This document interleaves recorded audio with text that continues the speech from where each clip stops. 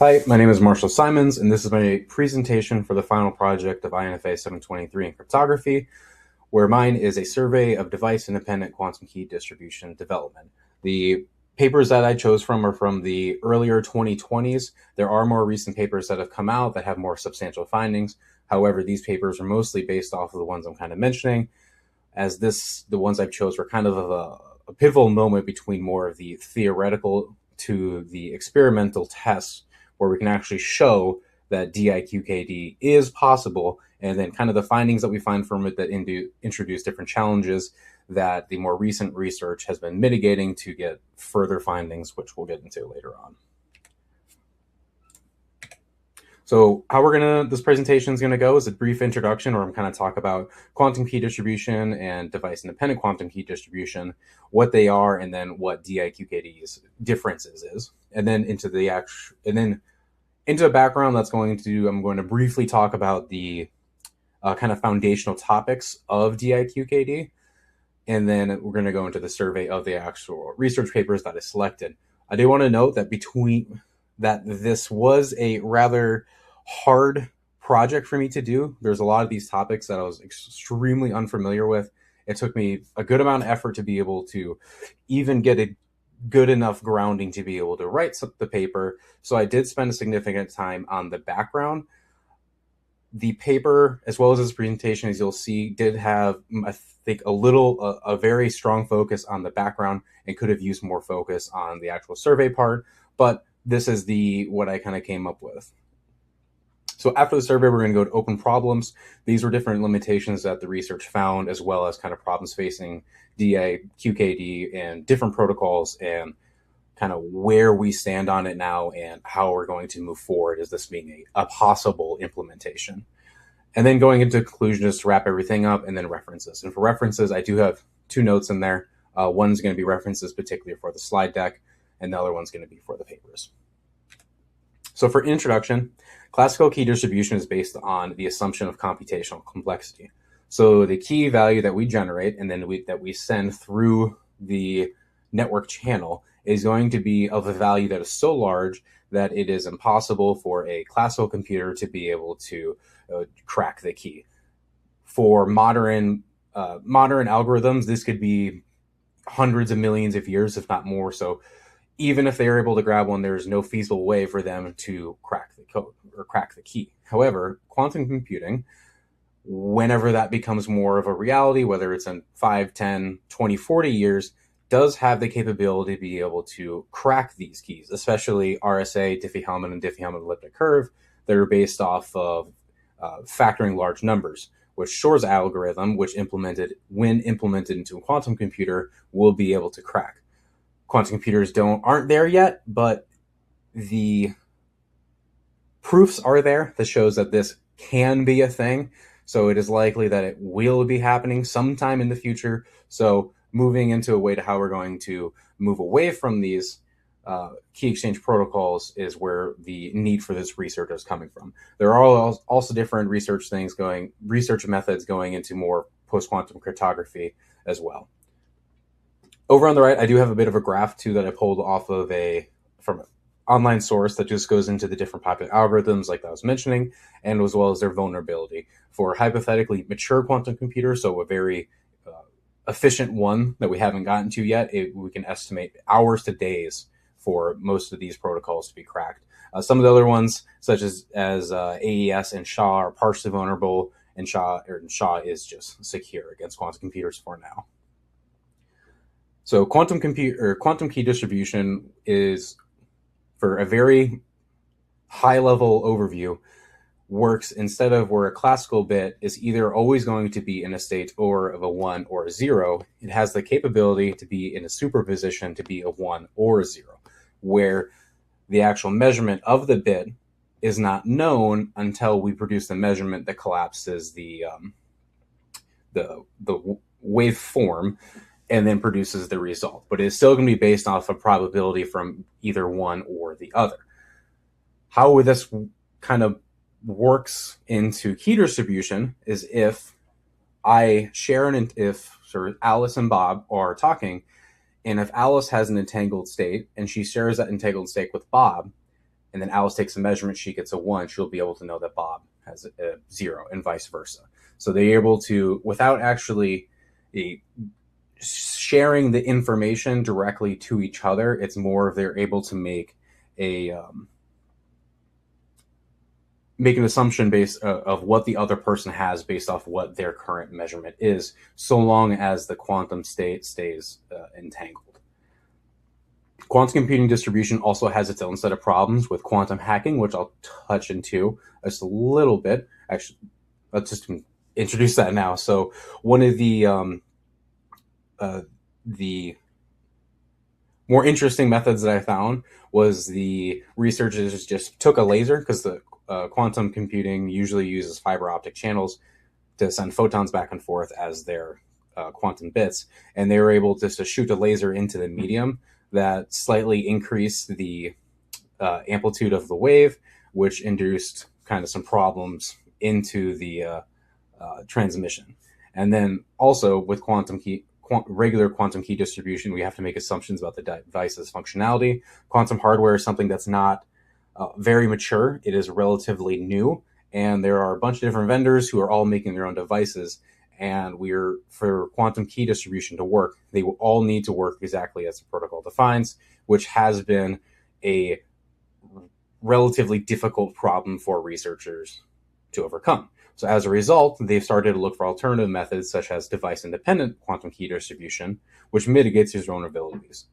Instead of having to worry about the functionality of each quantum device, we're going to assume that they are a black box. We're not going to pretend like we know anything about it. What they do is completely known to them as long as they're able to maintain the quantum state. Instead, we're going to focus on just the actual quantum channel and taking measurements of that channel to be able to detect if the transmission is still in a quantum state and secure. We're going to do this by, these measurements are going to be detecting Bell inequality violations. So going into the background, these Bell inequality violations are going to be detected from running a game, more or less, that's called the Clauser-Horn-Shimoni-Holt game. And how this works is, if you suppose Alice and Bob, they want to play a game where they each pick a random bit, 0 or 1, and they're going to give it to a referee without telling each other. The output that they give to the referee will be known as A and B. They win this game if X times Y, so Alice times Bob's input, is equal to A XORed with B. So if you look on the right, you can see the truth table, where if Alice picks a 0 and Bob picks a 0, X times Y is 0, and then X XORed with B is also 0, so they would win. Same with 0, 1, and 1 and 0. However, if they both pick 1, X times Y would be 1, but the 1 XORed with 1 would be 0, so they would not match, and that would net in a loss. And the maximum probability that they're able, or the maximum win rate that they're able to measure is 75%. So 75% is the highest amount that they'll be able to score. That goes, it is based off of the topic I wasn't really able to wrap my head around, called locality, which I'm not gonna touch. However, if we move to instead doing this with a quantum communication, so before the round, Alice and Bob share a entangled quantum state, they're able to determine the correlation of each other's bits by taking their own measurements. So Alice can take a measurement, and Bob can take a measurement, and if Alice gets a 1, that means that Bob has a 0. So they'll be able to know what each other have, and they're always going to communicate a 0 to the referee. And what this comes out to is a win rate of approximately 85.4% of the time. So if this Bell state violation is detected, so a measurement that exceeds 75% up to the 85.4%, then the communication is certified to be of a quantum source. The security model of DIQD, we are going to not make any assumptions about the devices themselves. We do have to make a couple of assumptions about the communications. So Alice and Bob still require a classical channel to communicate their entangled state. So this is just going to be a normal secure channel. and as well as a fully trusted random number generator, and the secrecy of Alice and Bob's location, so the information about their inputs is hidden. So this is more of that their locations. So, if they're both inside, if they're both in different rooms, that the whatever input, if it's going to be a 0 or 1, that they select is unknown to anyone but themselves. Over on the right, you can see there are a couple of different methods as well. My paper, as well as this presentation, are only focused on device independent. There are also a one-sided device independent and device dependent, where device dependent would be just regular quantum key distribution, the BB84 protocol. And then the one-sided is something I didn't really get into, but that's going to essentially assume that one state is going to be, you're not going to, one quantum device, you will know how it works, and the other one is going to be a black box. So implementing this device-dependent black box state, it alleviates the current problems with device characteristics, like I was previously mentioning. So vendor issues if, it's not working exactly as it needs to, or if two different quantum devices are from two different companies, they don't necessarily communicate with each other. That has been a problem that they've been trying to figure out with quantum hardware. So this method is going to be a way to move forward without even having to touch any of those issues. The key rate, so we're going to determine the key rate. So this is going to be the amount of information that is actually being able to use to generate the secret key. It is dependent on the estimated bounds over overall rounds, where S is going to be the strength of the violation. So essentially the score, whether it is above the 75% to the 85.4. Off the top of my head, if I do remember correctly, just a 75% will be a score of 2, where the maximum is going to be 2 to the square root of 2.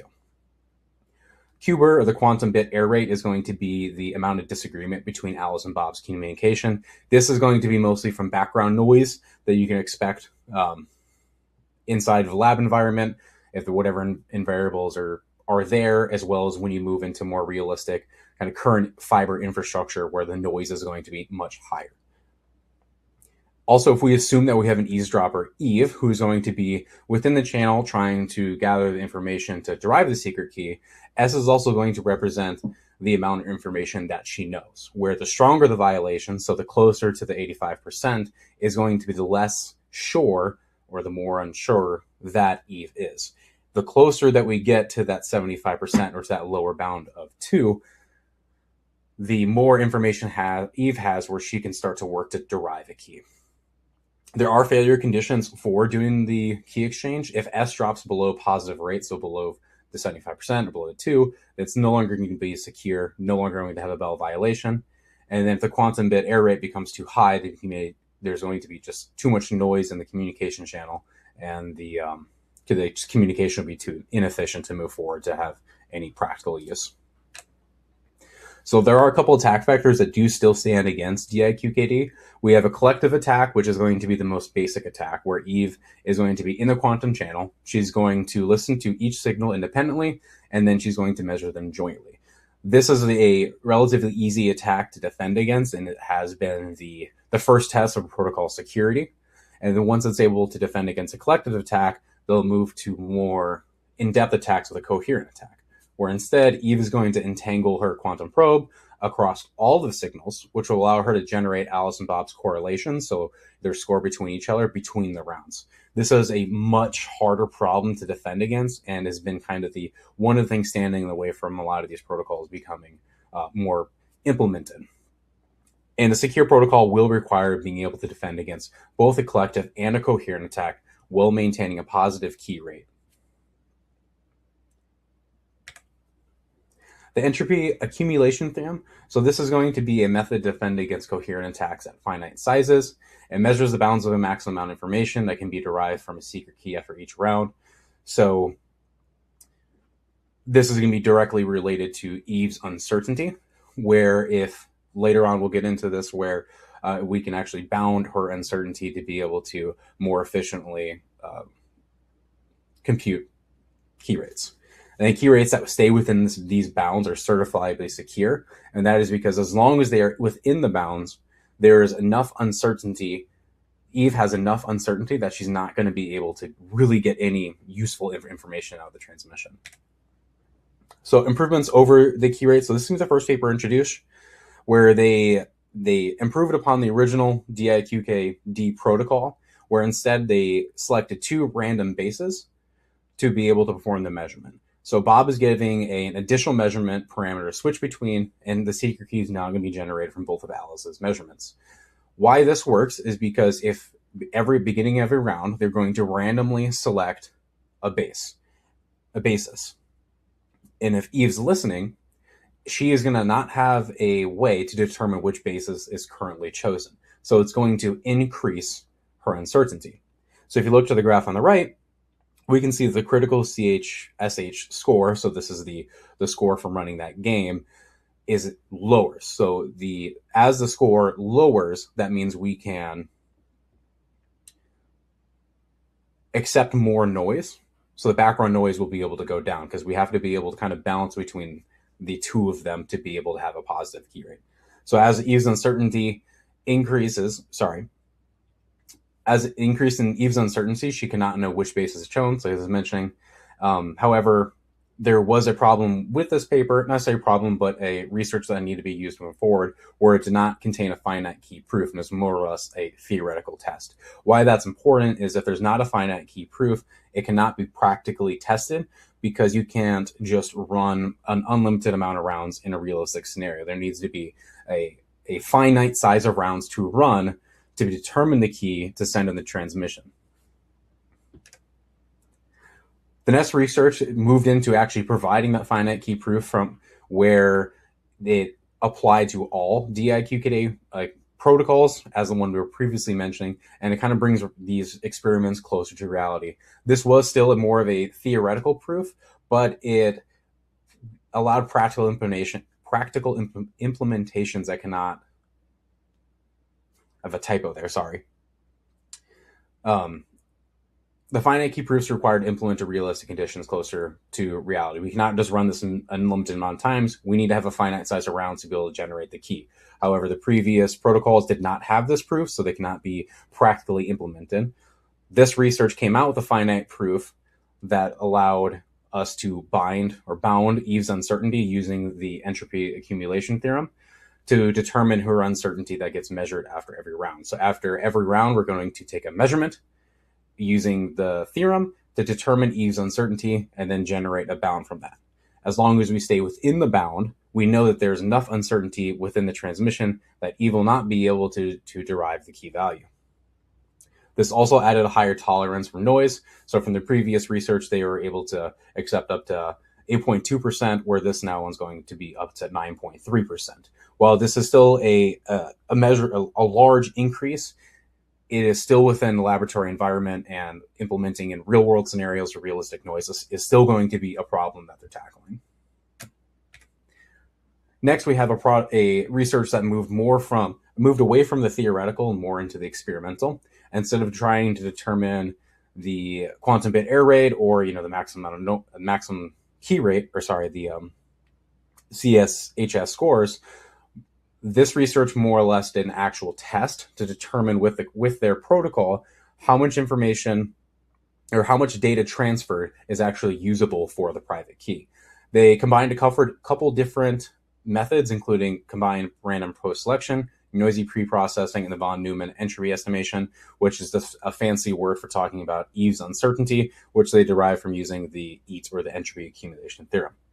Their test found the efficiency of their protocol under more realistic environments, so in actual lab using up to 220 meters of fiber, that 87.5% of the data transferred was usable for private key communications. This laid the groundwork for longer future tests. More recently, actually on the 5th of February of this year, some researchers actually extended an exponential leap where they were able to achieve a positive key rate up to 100 kilometers using single atoms for entanglement. So like I was mentioning, there are still a significant amount of problems that are facing DIQKD and trying to actually make it into a practically implementable protocol. This includes the real world background noise. Once we move away from a controlled lab environment, the quantum bit error rate increases dramatically, And as that increases, the efficiency of the protocol diminishes dramatically, and it's just going to not really be very useful. The limited range, while the newer research is supporting up to 100 kilometers, which is much more practical, the ones that are included into the survey were the single to 100 or up to 220 meters. Not very useful in a real world scenario when we have fiber lines running across the Atlantic Ocean. For quantum key distribution to become more practical, it needs to actually be implementable into current fiber infrastructure. Laying our own fiber lines or just lines specifically for quantum channel is going to be extremely expensive and hard, as well as these are just point-to-point communications, where now we're even have to start considering that we have different locations for routing as central routing spots where multiple lines will come to go out to branch out to talk to each other, like how standard communications work. It would be extremely economically expensive to lay these own standalone fiber lines specifically for this reason. And then the compatibility, practical DIQKD is really going to need to implement with the current infrastructure if it ever wants to become an actual more useful thing outside of just very niche scenarios. While some places say very secure or government organizations may be able to lay their own fiber lines for just direct point-to-point quantum communication, for more your average person or just the internetwork, it is still going to be a ways off. And there's my conclusion. So quantum key distribution is definitely going to be a step in the right direction to mitigate the threat that quantum computing has against our kind of classical key distribution methods that rely on computational complexity. Device-independent quantum key distribution even kind of further makes this more feasible, as it removes the assumptions about the quantum devices themselves, which has been a problem to really mitigate, instead focusing just on the quantum channel. And then throughout every round in the transmission, we're going to take measurements to determine the CSHS score to see if it is a Bell violation, and then using that to be able to determine if it is still a quantum state, as well as being able to secure against an eavesdropper if they're able to probe the quantum channel to maintain a positive key rate, as well as exceeding the quantum bit error rate to surpass the background noise. It has made a lot of progress. Quantum computing in general is a very interesting topic that a lot of people I very much enjoyed and like diving into.